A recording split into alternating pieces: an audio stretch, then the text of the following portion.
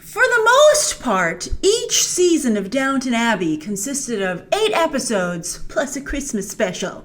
So you can imagine my skepticism as an avid fan that a mere 2 hours back at Downton would be as satisfying. But it is! Because boy, did they pack that 2 hours full of drama.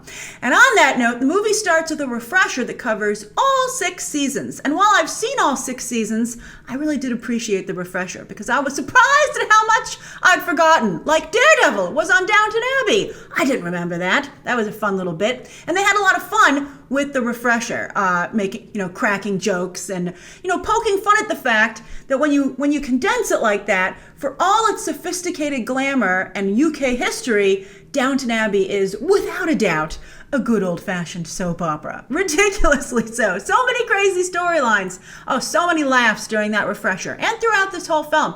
I went to the fan event, and people were really having a good time with it. It's fan service, but I think very good fan service.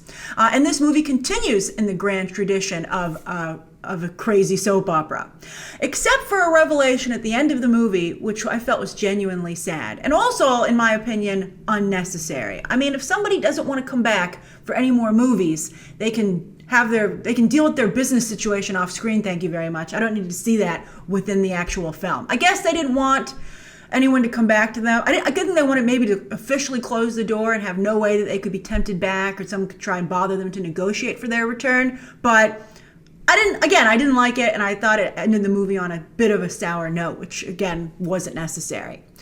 But as for this being a movie, the production values did seem a bit higher than on the show. They had a few more locations beyond Downton. I like the train station, for instance, at the beginning. You saw a little bit more of the town. But Downton Abbey, the show, I think, always had really good production values. So the point here is to get more story, for the story to continue. And continue it does. So now, as you've seen from the trailers, I don't want to give anything away, but we've seen in the trailers that the big event here is that the King and Queen come to visit Downton. And it was a welcome change of pace that wasn't Queen Elizabeth, because I adore the crown, but I need a break. I mean, I think I've had a little bit too much of Elizabeth and her family, especially with all the real life things that have been going on lately. Just a little bit too much in the news. And I want to be fresh for when The Crown Season 3 returns in just a month or so. I love that show. Very good. Kind of in some ways the new Downton. Now, as is so often the case with royalty, there are more figureheads, and the real story is how everybody else reacts to them and in front of them. That's all I'll say. So obviously, with such a big cast and only 2 hours, not everyone is going to get a juicy storyline. Tom Branson is actually the big star here, for reasons you will see.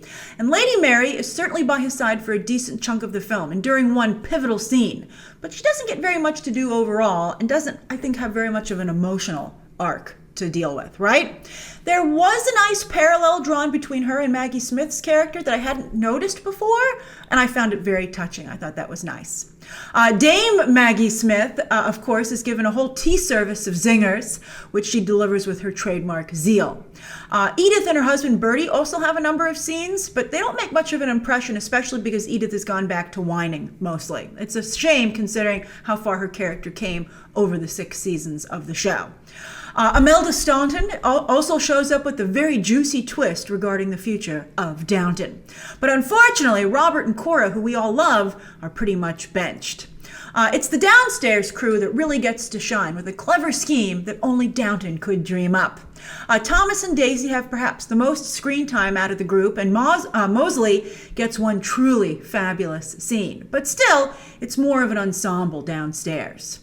There's a lot of talk about the end of the elite and that regular people are moving to the forefront, which, come to think of it, is reflected in this movie. The downstairs workers and Tom become the focus of the story while the others fade away into history, right? Which is what's happened, and to some degree is still in the process of happening in the UK.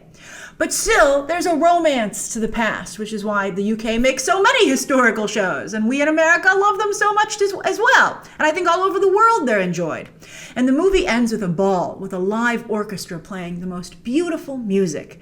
And when I went home after seeing the movie, I turned on my iPhone, I got the Apple Music, and I listened to some Johann Strauss II, just so I could spend a little more time in the romance of the past. And if this movie does well, I suspect we'll all return to Downton once more, and maybe multiple times, as it continues to march into the future.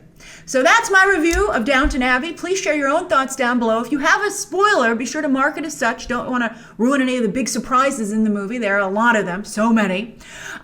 Be sure to hit that subscribe button. And of course, as always, you can check out some more videos right now.